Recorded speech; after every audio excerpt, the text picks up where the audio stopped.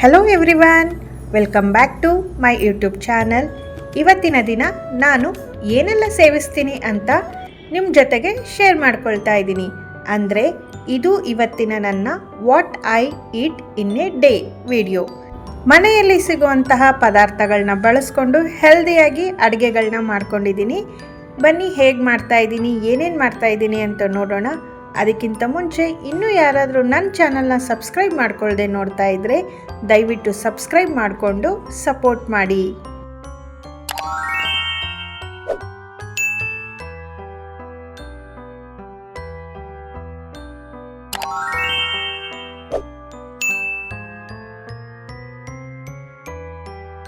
ಇವತ್ತಿನ ತಿಂಡಿಗೆ ನಾನು ಮಲ್ಟಿ ಕಾಳುಗಳನ್ನ ಬಳಸ್ಕೊಂಡು ಪ್ರೋಟೀನ್ ದೋಸೆನ ಮಾಡ್ಕೊಂಡಿದ್ದೀನಿ. ದಿನವಿಡೀ ಎನರ್ಜಿಯಿಂದ ಕೂಡಿರುತ್ತೆ, ಜೊತೆಗೆ ಪ್ರೋಟೀನಿಂದ ಸಮೃದ್ಧವಾಗಿದೆ. ಇದ್ರ ಜೊತೆಲಿ ಕಾಯಿ ಚಟ್ನಿ ಕೂಡ ಮಾಡ್ಕೊಂಡಿದ್ದೀನಿ. ಬನ್ನಿ ಹೇಗೆ ಮಾಡೋದು ಅಂತ ನೋಡೋಣ. ಮೊದಲಿಗೆ ನಾನಿಲ್ಲಿ ಮಿಕ್ಸಿ ಜಾರ್ಗೆ ನೆನೆಸಿ ಇಟ್ಟಿರುವಂತಹ ಕಾಳುಗಳನ್ನ ಹಾಕ್ಕೊಳ್ತಾ ಇದ್ದೀನಿ. ಮೊದಲಿಗೆ ನಾನು ಕಡಲೆಬೇಳೆನ ಹಾಕ್ಕೊಂಡಿದ್ದೀನಿ. ಇದ್ರ ಜೊತೆಯಲ್ಲಿ ಕಡಲೆಕಾಳು, ಹೆಸರುಬೇಳೆ, ಉದ್ದಿನಬೇಳೆ, ಸ್ವಲ್ಪ ತೊಗರಿಬೇಳೆ ಇಷ್ಟನ್ನು ನೆನೆಸಿ ಇಟ್ಟಿದ್ದೆ. ಇಷ್ಟನ್ನು ಮಿಕ್ಸಿ ಜಾರ್ಗೆ ಸೇರಿಸ್ತಾ ಇದ್ದೀನಿ. ಇದ್ರ ಜೊತೆಯಲ್ಲಿ ಚಿಕ್ಕ 2 ತುಂಡು ಶುಂಠಿನ ಸೇರಿಸ್ತಾ ಇದ್ದೀನಿ. 1-2-3 ಹಸಿಮೆಣಸಿನ್ಕಾಯಿನ ಸೇರಿಸ್ತಾ ಇದ್ದೀನಿ. ಈ ಹಸಿಮೆಣಸಿನ್ಕಾಯಿ ಶುಂಠಿ ಏನಕ್ಕೆ ಸೇರಿಸ್ತಾ ಇದ್ದೀನಿ ಅಂದರೆ ಆ ಕಾಳುಗಳದ್ದು ರುಬ್ಬಿದಾಗ ಹಸಿ ಫ್ಲೇವರ್ ಸಿಗುತ್ತೆ, ಅದು ಬ್ಯಾಲೆನ್ಸ್ ಆಗುತ್ತೆ, ಅದಕ್ಕೋಸ್ಕರ. ಹಾಗೆ ಸ್ವಲ್ಪ ನೀರನ್ನು ಹಾಕ್ಕೊಂಡು ನುಣ್ಣಗೆ ರುಬ್ಬಿ ಒಂದು ಪಾತ್ರೆಗೆ ಸೇರಿಸ್ತಾ ಇದ್ದೀನಿ. ಇದ್ರ ಜೊತೆಯಲ್ಲಿ ಸ್ವಲ್ಪ ಉಪ್ಪು ಹಾಗೆ 1 ಚಿಟಿಕೆ ಆಗುವಷ್ಟು ಸೋಡಾನ ಸೇರಿಸಿ ಚೆನ್ನಾಗಿ ಮಿಕ್ಸ್ ಮಾಡ್ಕೊಳ್ತಾ ಇದ್ದೀನಿ. ದೋಸೆ ಹಿಟ್ಟು ಈಗ ರೆಡಿ ಆಗಿದೆ. ಇದಕ್ಕೆ ಕಾಂಬಿನೇಷನ್ ಆಗಿ ಚಟ್ನಿನ ಮಾಡ್ಕೊಳ್ತಾ ಇದ್ದೀನಿ. ಈ ಚಟ್ನಿಗೆ ಹಸಿ ತೆಂಗಿನಕಾಯಿ ಚಿಕ್ಕದಾಗಿ ಹೆಚ್ಚಿ ಇಟ್ಕೊಂಡಿದ್ದೀನಿ, ಅದನ್ನು ಸೇರಿಸ್ತಾ ಇದ್ದೀನಿ. ಹಾಗೆಯೇ ಚಿಕ್ಕ ಪೀಸು ಶುಂಠಿ, 4-5 ಹಸಿ ಮೆಣಸಿನಕಾಯಿ, ಸ್ವಲ್ಪ ಕಡಲೆ, ರುಚಿಗೆ ಎಷ್ಟು ಬೇಕೋ ಅಷ್ಟು ಉಪ್ಪು, ಸ್ವಲ್ಪ ಹುಣಸೆ ಹಣ್ಣನ್ನು ಸೇರಿಸ್ತಾ ಇದ್ದೀನಿ. ಇಷ್ಟನ್ನು ಹಾಕಿ ನುಣ್ಣಗೆ ರುಬ್ಕೊಂಡು ಚಟ್ನಿನ ಒಂದು ಬಟ್ಲಿಗೆ ಹಾಕಿ ಎತ್ತಿಟ್ಕೊಳ್ತಾ ಇದ್ದೀನಿ.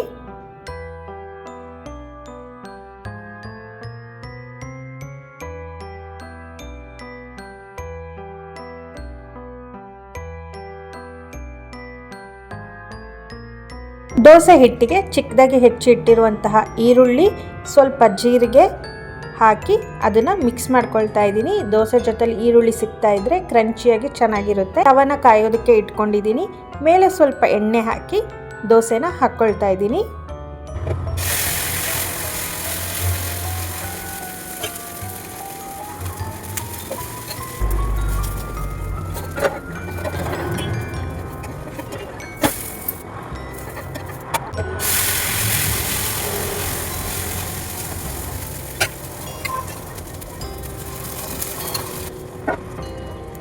ತುಂಬ ತೆಳುವಾಗಿ ಗರಿ ಗರಿ ಅನ್ನೋ ಹಾಗೆ ದೋಸೆ ಏನು ಬರಲಿಲ್ಲ, ಆದರೆ ರುಚಿ ಮಾತ್ರ ತುಂಬ ಚೆನ್ನಾಗಿತ್ತು. ಒಂದು ಲೆಕ್ಕದಲ್ಲಿ ಸೆಟ್ ದೋಸೆ ಅಂತ ಹೇಳ್ಬೋದು. ಸೆಟ್ ದೋಸೆನೂ ಅಲ್ಲ, ಆದರೂ ಚೆನ್ನಾಗಿತ್ತು. ಈ ಥರ ಮಲ್ಟಿಗ್ರೇನ್ ದೋಸೆ ತುಂಬಾ ಕಾಯಿ ಚಟ್ನಿ ಜೊತೆಲಂತೂ ಒಳ್ಳೆ ಬ್ಯಾಲೆನ್ಸ್ ಆಯಿತು. ನೋಡ್ತಾ ಇರ್ಬೋದು ಎಷ್ಟು ಸ್ಮೂತಾಗಿ ಸಾಫ್ಟಾಗಿ ಬಂದಿದೆ ಅಂತ ಕೂಡ. ಒಂದು ಪ್ಲೇಟಿಗೆ ಸರ್ವ್ ಕೂಡ ಮಾಡ್ಕೊಳ್ತಾ ಇದ್ದೀನಿ. ದೋಸೆನ ಹಾಕಿ ರೆಡಿ ಮಾಡಿಟ್ಟಿರುವಂತಹ ಕಾಯಿ ಚಟ್ನಿನ ಹಾಕಿ, ಮನೆಯಲ್ಲಿ ಹುಣಸೆ ಹಣ್ಣಿನ ಚಟ್ನಿ ಕೂಡ ಇತ್ತು. ದೋಸೆ ಜೊತೆಲಿ ಇದು ಕೂಡ ಒಳ್ಳೆ ಕಾಂಬಿನೇಷನ್ ಆಗಿತ್ತು. ಬಿಸಿ ಬಿಸಿ ದೋಸೆ ಜೊತೆಯಲ್ಲಿ ಈ ರೀತಿಯಾಗಿ ಚಟ್ನಿ ಹಚ್ಕೊಂಡು ತಿಂತಾ ಇದ್ದರೆ ಬಹಳ ರುಚಿಯಾಗಿತ್ತು. ಖಂಡಿತ ಟ್ರೈ ಮಾಡ್ಬೋದು ಈ ರೀತಿಯಾಗಿ ದೋಸೆನ.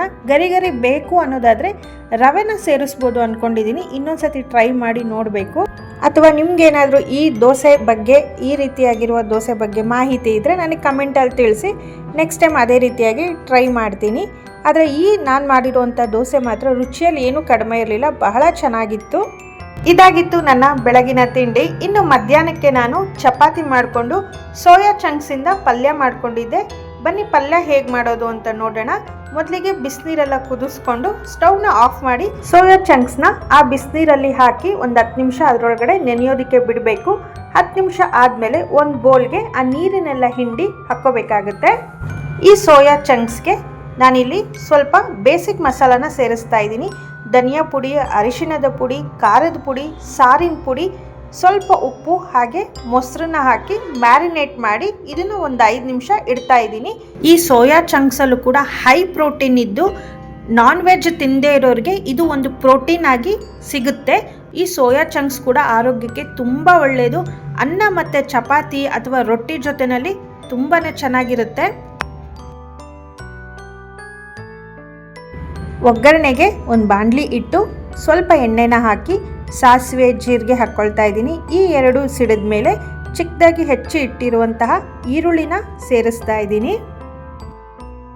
ಈರುಳ್ಳಿ ಜೊತೆಯಲ್ಲಿ 1 ಸ್ಪೂನ್ ಆಗುವಷ್ಟು ಶುಂಠಿ ಬೆಳ್ಳುಳ್ಳಿ ಪೇಸ್ಟನ್ನು ಸೇರಿಸಿ ಚೆನ್ನಾಗಿ ಮಿಕ್ಸ್ ಮಾಡಿಕೊಂಡು ಸ್ವಲ್ಪ ಫ್ರೈ ಮಾಡ್ಕೊಳ್ತಾ ಇದ್ದೀನಿ. ಇದಿಷ್ಟು ಚೆನ್ನಾಗಿ ಮಿಕ್ಸ್ ಆಗಿ ಫ್ರೈ ಆದಮೇಲೆ ಮ್ಯಾರಿನೇಟ್ ಮಾಡಿರುವಂತಹ ಸೋಯಾ ಚಂಕ್ಸ್ನ ಹಾಕ್ತಾ ಇದ್ದೀನಿ. ಅದೇ ಬೋಲ್ಗೆ ಸ್ವಲ್ಪ ನೀರನ್ನು ಮಿಕ್ಸ್ ಮಾಡಿಕೊಂಡು ಅದರಲ್ಲಿರೋ ಮಸಾಲೆನೆಲ್ಲ ತೆಗೆದು ಮತ್ತೆ ಸೋಯಾ ಚಂಕ್ಸ್ಗೆ ಸೇರಿಸ್ಕೊಳ್ತಾ ಇದ್ದೀನಿ. ರುಚಿಗೆ ಎಷ್ಟು ಬೇಕೋ ಅಷ್ಟು ಉಪ್ಪನ್ನು ಹಾಕ್ಕೊಂಡು ನೀಟಾಗಿ ಮಿಕ್ಸ್ ಮಾಡಿಕೊಂಡು 1-2 ನಿಮಿಷ ಬೇಯಿಸ್ಕೊಳ್ತಾ ಇದ್ದೀನಿ. ಈ ಸೋಯಾ ಚಂಕ್ಸ್ ಪಲ್ಯ ಮಾಡೋದಕ್ಕೆ ಜಾಸ್ತಿ ಸಮಯ ಏನು ಬೇಕಾಗಲ್ಲ, ಇದು ಬೇಗನೆ ಬೆಂದೋಗುತ್ತೆ. ಈ ರೀತಿಯಾಗಿ ಎಣ್ಣೆ ರಿಲೀಸ್ ಆದರೆ ಸಾಕು. ಇದಕ್ಕೆ ನಾನು ಮೇಲೆ ಸ್ವಲ್ಪ ಹಸಿ ಈರುಳ್ಳಿನ ಸೇರಿಸ್ಕೊಳ್ತಾ ಇದ್ದೀನಿ. ಇದು ಆಪ್ಷನಲ್ಲು, ಬೇಕಿದ್ರೆ ಸೇರಿಸ್ಕೋಬೋದು. ನನಗೆ ಸ್ವಲ್ಪ ಹಸಿ ಈರುಳ್ಳಿ ಹಾಕೋದು ಇಷ್ಟ, ಹಾಗಾಗಿ ನಾನು ಸೇರಿಸ್ಕೊಂಡಿದ್ದೀನಿ. ಹಸಿ ಈರುಳ್ಳಿ ಎಲ್ಲ ಸೇರಿಸ್ಕೊಂಡು ಇನ್ನೊಂದು ಸತಿ ನೀಟಾಗಿ ಮಿಕ್ಸ್ ಮಾಡಿಕೊಂಡ್ರೆ ಸೋಯಾ ಚಂಕ್ಸ್ ಪಲ್ಯ ರೆಡಿ ಆಗುತ್ತೆ. ಇದ್ರ ಜೊತೆಯಲ್ಲೇ ನಾನು ಚಪಾತಿ ಕೂಡ ಮಾಡ್ಕೊಳ್ತಾ ಇದ್ದೆ. ಬಿಸಿ ಬಿಸಿ ಚಪಾತಿ ಜೊತೆಯಲ್ಲಿ ಸೋಯಾ ಚಂಕ್ಸ್ ಪಲ್ಯ ಒಂದೊಳ್ಳೆ ಕಾಂಬಿನೇಷನ್ ಆಗಿರುತ್ತೆ. ಹಾಗೆ ನಾನು ಸ್ವಲ್ಪ ಪುಳಿಯೋಗರೆನೂ ಮಾಡಿಕೊಂಡಿದ್ದೆ. ಮಧ್ಯಾಹ್ನ ಊಟಕ್ಕೆ ಚಪಾತಿ ಜೊತೆಲಿ ಸೋಯಾ ಚಂಕ್ಸ್ ಪಲ್ಯ, ಸ್ವಲ್ಪ ಪುಳಿಯೋಗರೆ, ಕಾಯಿ ಚಟ್ನಿ, ಉಪ್ಪಿನಕಾಯಿ ಜೊತೆಯಲ್ಲಿ ಊಟ ಮಾಡಿದೆ. ಸೋಯಾ ಚಂಕ್ಸ್ ಪಲ್ಯ ಅಂತೂ ತುಂಬಾ ರುಚಿಯಾಗಿ ಬಂದಿತ್ತು. ನನ್ನ ಮಗನಿಗೂ ತುಂಬ ಇಷ್ಟ ಆಯಿತು. ಅವನಿಗೆ ಸೋಯಾ ಚಂಕ್ಸ್ ಅಂದರೆ ಬಹಳ ಇಷ್ಟ. ಹಾಗಾಗಿ ಈ ರೀತಿಯಾಗಿ ಮಾಡಿಕೊಟ್ಟಾಗ ಅವನಿಗೆ ಇನ್ನೂ ತುಂಬ ಇಷ್ಟ ಆಯಿತು. ಒಮ್ಮೆ ನೀವು ಈ ರೀತಿಯಾಗಿ ಟ್ರೈ ಮಾಡಿ ನೋಡಿ, ನಿಮಗೂ ಕೂಡ ಖಂಡಿತ ಇಷ್ಟ ಆಗುತ್ತೆ ಅಂದ್ಕೊಂಡಿದ್ದೀನಿ. ಇದಾಗಿತ್ತು ನನ್ನ ಮಧ್ಯಾಹ್ನದ ಊಟ. ಇನ್ನು ರಾತ್ರಿ ಊಟಕ್ಕೆ ನಾನು ಸಿಂಪಲಾಗಿ ಮಾಡ್ಕೊಂಡಿದ್ದೆ. ರಾತ್ರಿ ಊಟಕ್ಕೆ ರೆಡಿಮೇಡ್ ಪ್ಯಾಕೆಟ್ ಓಟ್ಸ್ ಬರುತ್ತೆ ಅಲ್ವಾ, ಮಸಾಲ ಓಟ್ಸು, ಅದನ್ನು ಮಾಡ್ಕೊಂಡಿದ್ದೆ. ಫ್ಲೇವರ್ ಬಂದು ಕಾರ್ನ್ ಮತ್ತು ಪೆಪ್ಪರ್ದು. ಇದನ್ನು ನಾನು ಕಟ್ ಮಾಡಿಕೊಂಡು ಒಂದು ಪಾತ್ರೆಗೆ ಹಾಕ್ಕೊಳ್ತಾ ಇದ್ದೀನಿ.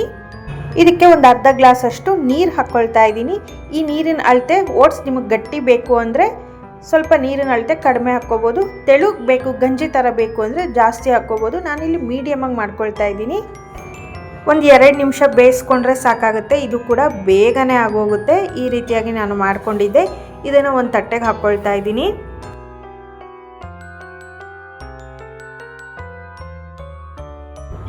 ಈ ಓಟ್ಸ್ ಏನಿದೆ ಇದು ಸ್ವಲ್ಪ ತಣ್ಣಗಾದ್ಮೇಲೆ ನಾನು ಮೇಲೆ ಸ್ವಲ್ಪ ಮೊಸರನ್ನ ಹಾಕ್ಕೊಳ್ತಾ ಇದ್ದೀನಿ. ಮೊಸರು ಹಾಕ್ಕೊಳ್ಳೋದ್ರಿಂದ ಎಕ್ಸ್ಟ್ರಾ ಟೇಸ್ಟ್ ಸಿಗುತ್ತೆ. ಹಾಗೆ ಮೇಲೆ ಸ್ವಲ್ಪ ಹಸಿ ಈರುಳ್ಳಿನ ಹಾಕ್ಕೊಳ್ತಾ ಇದ್ದೀನಿ. ಇದು ಕೂಡ ತುಂಬಾ ಎಕ್ಸ್ಟ್ರಾ ಟೇಸ್ಟ್ ಸಿಗುತ್ತೆ ಅನ್ನೋ ಕಾರಣಕ್ಕೆ. ಈ ಓಟ್ಸ್ ಕೂಡ ಜೀರ್ಣಿಸಲು ತುಂಬಾ ಸುಲಭ ಮತ್ತು ರಾತ್ರಿ ಹೊಟ್ಟೆಗೆ ತಂಪಾಗಿರುತ್ತೆ. ಹಾಗೆಯೇ ಆರೋಗ್ಯಕ್ಕೂ ಸಹ ಓಟ್ಸ್ ತುಂಬಾ ಒಳ್ಳೆಯದು. ಇನ್ನು ಮೊಸರು ಜೊತೆಯಲ್ಲಿ ಒಳ್ಳೆ ಕಾಂಬಿನೇಷನ್. ನನ್ನ ಇವತ್ತಿನ ದಿನದ ಆಹಾರ ಕ್ರಮ ನಿಮಗೆ ಇಷ್ಟವಾಯಿತು ಅಂದ್ಕೊಂಡಿದ್ದೀನಿ. ಈ ವಿಡಿಯೋ ನಿಮಗೆಲ್ಲ ಇಷ್ಟವಾಗಿದ್ದರೆ ದಯವಿಟ್ಟು ಲೈಕ್ ಮಾಡಿ, ಕಮೆಂಟ್ ಮಾಡಿ, ಶೇರ್ ಮಾಡಿ, ಹೈಪ್ ಕೂಡ ಮಾಡಿ. ಹಾಗೆ ಸಬ್ಸ್ಕ್ರೈಬ್ ಆಗೋದು ಮಾತ್ರ ಮರಿಬೇಡಿ. ಮುಂದಿನ ವಿಡಿಯೋದಲ್ಲಿ ಮತ್ತೆ ಸಿಗೋಣ. Thank you.